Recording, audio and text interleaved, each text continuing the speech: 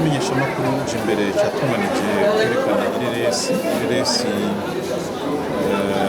igaruka ku rugendo cese Amosozi y'ingona cakinwe n'umugwi Irivuga ufashijwemo na hamwe babahaye inyigisho zo gutamba no kumenya gushira ubutumwa mu ntambo. Abo rero baragendagenze intara zose z'Uburundi berekana ico cese, bakaba cabonye n'abantu barenga 30 mu gihugu cose. Hanyuma rero muri ico gikorwa co kwerekana ico cese n'imakuru Jimbere cari kumwe n'uruganda rwa Yaga, aho twagiye turafata amasanamu y'ico gikorwa. N'umunsi rero twaba twagombye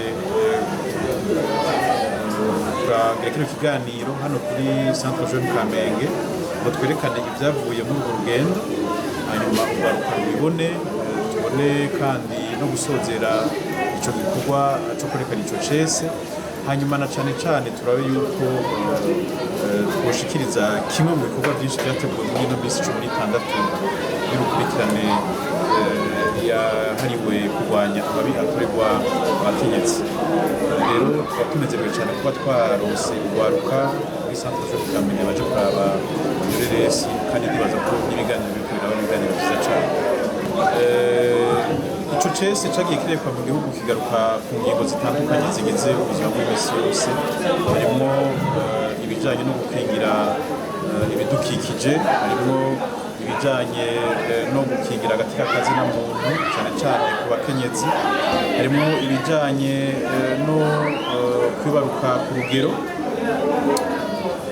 guhamagarira abarundi kumenya kubyara zitandukanye kandi kubyara gushobora kurera, harimo ibijanye no kurekuranira kubana mu mahoro, kurekuranira kugirana ikigongwe no mushobora kubana mu mahoro, harimo ibijanye no guha agaciro uwundi, kumviriza uwundi, harimo ibijanye no kubana neza abubatse. Ni izo ngingo zitandukanye zijanye n'ubuzima bwa misi yose twagiye turerekana. Tuvuye ko mu ntara imwe bagiye barakina kabiri, urumva rero iyo reresi igerageza kwerekana ico novuga igikorwa cavuye mu kwerekana ico cese inshuro 36. Ico gikorwa harimo inyigisho nyinshi zatanzwe, harimo inyigisho nyinshi zatahuwe n'abagiye baraba ico gikorwa, yaba abakuze, abato canke abari mu ndongozi z'intwaro yo hasi.